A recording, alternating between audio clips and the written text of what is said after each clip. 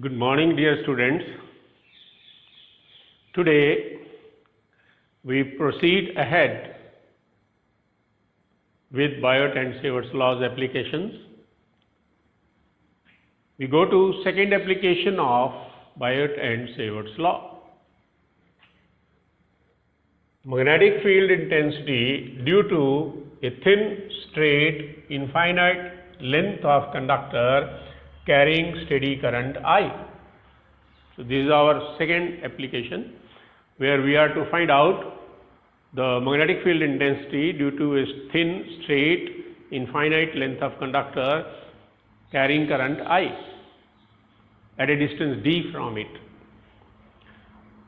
Now, first point, physical situation.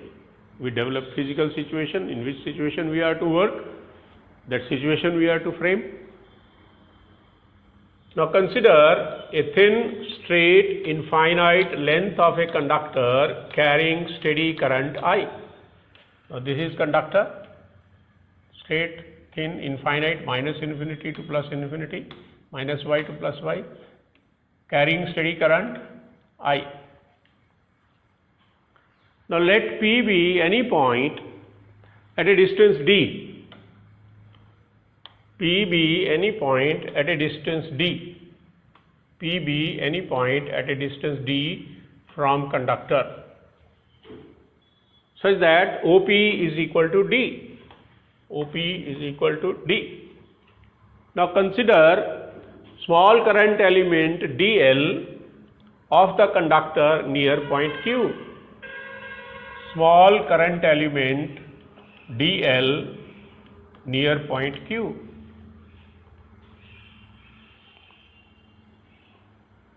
Such that QP is equal to R and OQ is equal to L.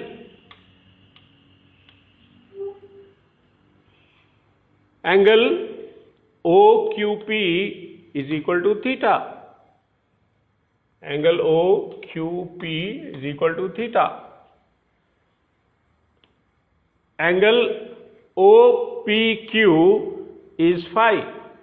Angle OPQ is equal to phi.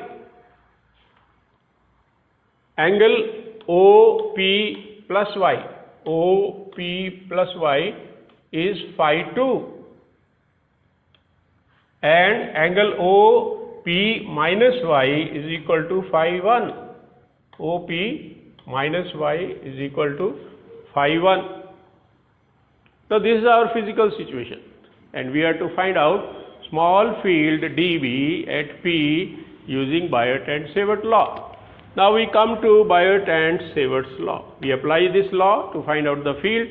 Now small field dB at P due to small current element is given by the expression dB is equal to mu 0 over 4 pi I dl vector cross product with r cap divided by r mod square. We mark it as equation 1.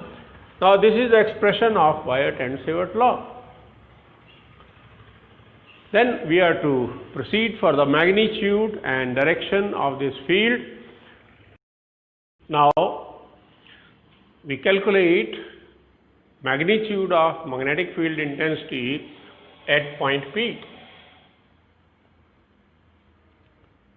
The mod dB is equal to mu 0 over 4 pi I mod dl mod r cap sin theta divided by r mod square, because the cross product of dl and r cap is mod dl mod r cap sin theta. So we replace dl vector cross product with r cap as mod dl mod r cap sin theta. Now it can be expressed as mu 0 over 4 pi I sin theta divided by r mod square into mod dl, because mod r cap is equal to 1. We mark it as equation number 1. Now we convert this expression into terms of phi. We replace theta by phi. How we replace theta by phi? Consider right angled triangle QOP. QOP. As you know, the sum of three angles of a triangle is equal to 180 degree. Therefore, we have theta plus phi plus 90 is 180. So, theta plus phi will be equal to 90. So, we put here, because theta plus phi is equal to 90, therefore, theta is equal to 90 minus phi. And sin theta would be equal to sin 90 minus phi equal to cos phi. So, sin theta becomes cos phi. Similarly, we have tangent phi. Tangent phi is equal to L by D, or from here we calculate L. L is equal to D tangent phi, and DL would be equal to D secant square phi d phi. The principle of calculus we have applied. Now, the ratio d by r is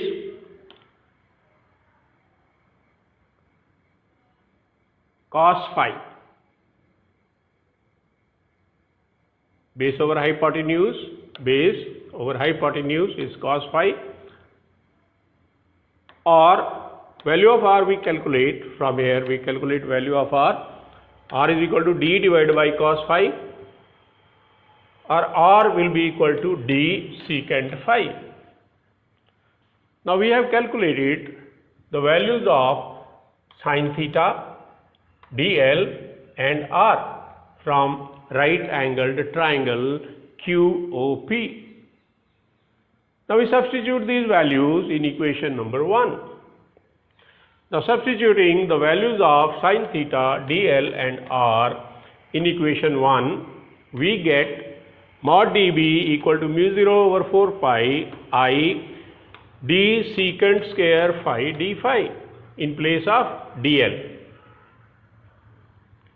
cos phi in place of sin theta, and d secant phi whole square in place of r. So we simplify this.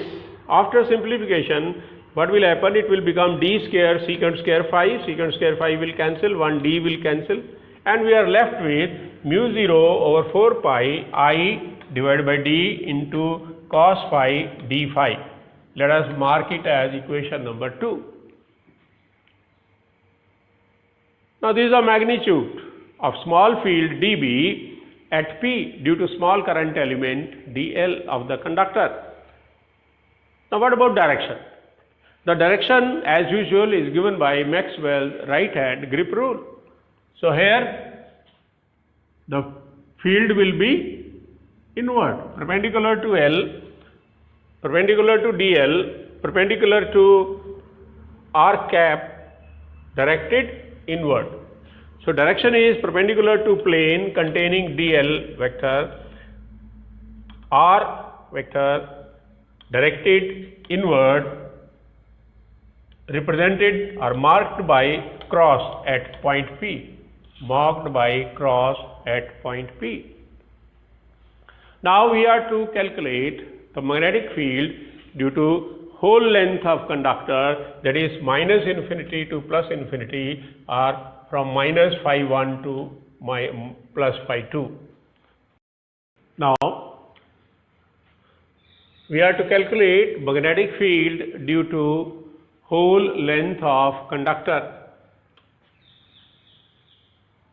We have calculated small magnetic field dB at P is equal to mu 0 over 4 pi I by d cos phi d phi, equation number 2. Now for the whole length of conductor, we can find out the magnetic field by integrating equation 2 within limits minus phi 1 to plus phi 2. This is minus phi 1, this is plus phi 2. Now this is minus phi 1 to plus phi 2. This angle is minus phi 1.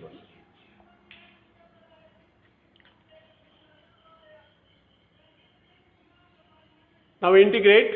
So integration mod dV is equal to mu 0 over 4 pi I by d integration cos phi d phi within limits minus phi 1 to plus phi 2, or integration mod dB is B, mod B is equal to mu 0 over 4 pi I by d sin phi, because integration cos phi d phi is sin phi, and we put limits here minus phi 1 to plus phi 2, and we evaluate it. So mu 0 over 4 pi I by d as it is. So we apply the principle, upper limit first minus, then the lower limit. So first we take upper limit, replace phi by upper limit, then replace phi by lower limit.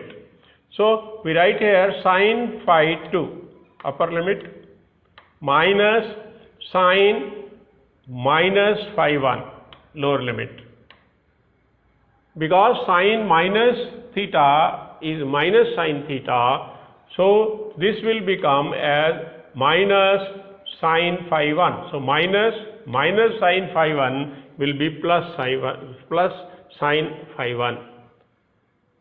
So here we have the magnetic field due to whole length of conductor, that is from minus infinity to plus infinity, equal to mu 0 over 4 pi I by d into sin phi 2 plus sin phi 1. Let us mark it as equation number 3.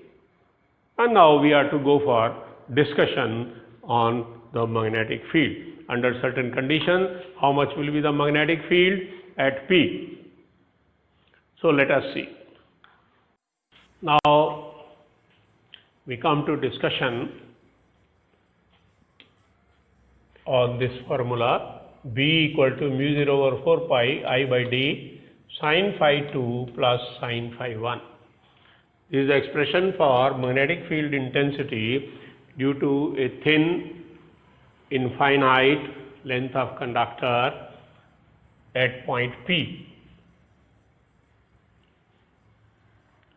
Now case 1, when point P lies in the middle of conductor,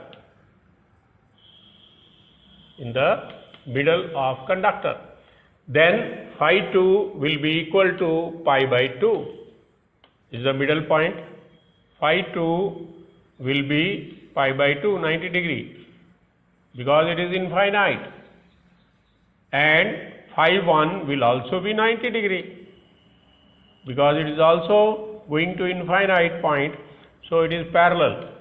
So this angle would be 90 degrees. So phi 2 is pi by 2, phi 1 will also be equal to pi by 2.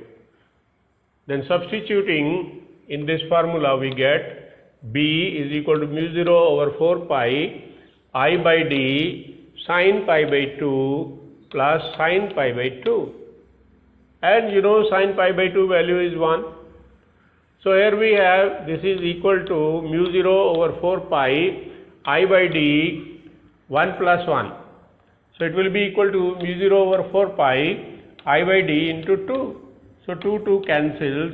We are left with B equal to mu 0 upon 2 pi into I by d. So this is the expression for magnetic field when point P lies in the middle. Now case 2, when point P lies near plus y. This is plus y, this is plus y when point shifts to here. So when it comes to plus y, then angle phi 2 will become 0. and angle phi 1. Angle phi 1 will become 90. So therefore phi 2 is 0, phi 1 is pi by 2, then B is equal to mu 0 over 4 pi I by d into sine 0 plus sine pi by 2. So it is equal to mu 0 over 4 pi I by d, because this is 1, this is 0. So mu 0 over 4 pi I by d multiplied by 1 equal to mu 0 over 4 pi I by d. Now take up the case 3. When point P lies near minus y, this point shifts here, minus infinity side. Then see here, point P comes to minus infinity. So then angle phi 1 will be equal to, phi 2 will be equal to 90 degree and phi 1 will be equal to 0. So angle phi 2 will be equal to 90 and phi 1 will be equal to 0. Then we substitute here, we get magnetic field intensity B equal to mu 0 over 4 pi I by d into sine pi by 2 plus sine 0. Sine pi by 2 is 1, sine 0 is 0. So mu 0 over 4 pi I by d multiplied by 1 is equal to mu 0 over 4 pi I by d. Now when the point P lies near ends, the magnitude of field is equal to mu 0 over 4 pi into I by d. And when the point P lies in the middle, then magnetic field is double that of it. It is mu 0 by 2 pi I by d. Now we take up the fourth case. Now we proceed ahead. Case 4. When length of conductor is finite and point P lies at perpendicular bisector of the conductor, then phi 2 will be equal to phi 1 equal to phi. This is the conductor, this is perpendicular bisector of this conductor. The length of the conductor is L, finite. This is half L by 2. And this point P lies on the perpendicular bisector of this conductor. In that case, we find that phi 2 becomes equal to phi 1 equal to phi. Phi 1 equal to phi, phi 2 equal to phi 1. Therefore, magnetic field intensity at point B is equal to mu 0 over 4 pi I by d sin phi plus sin phi. In place of phi 2 we put phi, in place of phi 1 we put phi. So it is equal to mu 0 over 4 pi I by d into 2 sin phi. 2 cancel, so we arrive at B equal to mu 0 over 2 pi I by d into sin phi. We mark this as equation A. Now we find out the value of sin phi. Now sin phi, as we know, sin is the ratio of perpendicular to hypotenuse. So here perpendicular is L by 2, this is phi angle, and hypotenuse is this, which is equal to root d square plus L by 2 whole square. So we write perpendicular as L by 2 and hypotenuse as under root of d square plus L by 2 whole square. We evaluate it, we write L by 2, and this d square plus L by 2 whole square is equal to L square by 4. We take LCM, here we take LCM, so L by 2, 4L square plus L square divided by 4. So it is equal to L under root 4d square plus L square divided by 2, because root of 4 is 2. Now 2 cancels, we are left with sin phi is equal to L divided by under root 4d square plus L square. Now we substitute this value of sin phi in equation A. Now substituting value of sin phi in equation A, we have B equal to mu 0 over 2 pi I by d as it is, value of sin phi L divided by under root 4d square plus L square. Mark it as equation B. So this equation B gives us the magnitude of magnetic field intensity at point P, when point P lies at the perpendicular bisector of a conductor having finite length. So these are all about discussion points, first, second, third, fourth. Now we have to go for solution of some numericals based on this article. Now we go to assignment. Now questions of assignment. Question number 5 of assignment 2. A horizontal overhead power line carries a current of 90 amperes in east to west direction. What is the magnitude and direction of magnetic field due to current 1.5 meter below the line? This would be your answer. 1.2 into 10 raised to the power minus 5 Tesla. And direction you have to tell. Question number 6. Calculate magnetic field at the center of a coil in the form of a sphere of side 2A carrying current I. Here you have to find out magnetic field intensity and direction of the field. This is a square coil. Each side is of 2A. And this would be your answer. B is equal to root 2 mu 0 by pi I by A Tesla. And question number 7 is, a long wire is bent as shown. This way. And here, this way. What will be the magnitude and direction of magnetic field at center C? Center C. Of the circular portion if a current I is passed through the wire. Assume that various portions of the wire do not touch at P. Here they do not touch each other. Take radius as R. This radius as R. So this will be your answer. For A part, you will have this answer, mu 0 by 2 I by R into 1 minus 1 by pi. And for B, you will have mu 0 by 2 I by R into 1 plus 1 by pi Tesla. So you have to solve it. You have 2 more problems. Next question, question number 8. An infinitely long straight conductor is bent into the shape as shown. It carries a current of I amperes. It carries a current of I amperes. And the radius of circular loop is R. Calculate magnetic induction field at center C of the circular part. So here you have to find out the magnetic induction field. So this would be your answer, Tesla.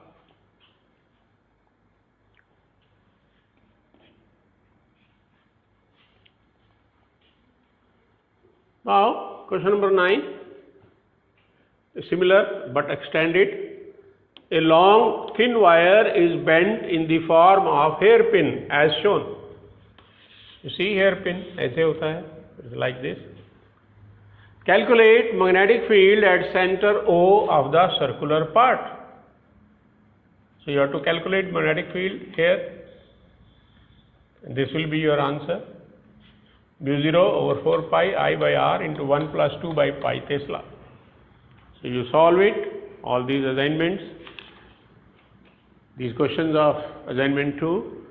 If you have learned well the second application, then you will be able to solve these questions easily. I hope you would have enjoyed this topic, the second application of Biot and Savart law. And thank you so much. If you have any problem, you can contact me or approach me. Thank you so much.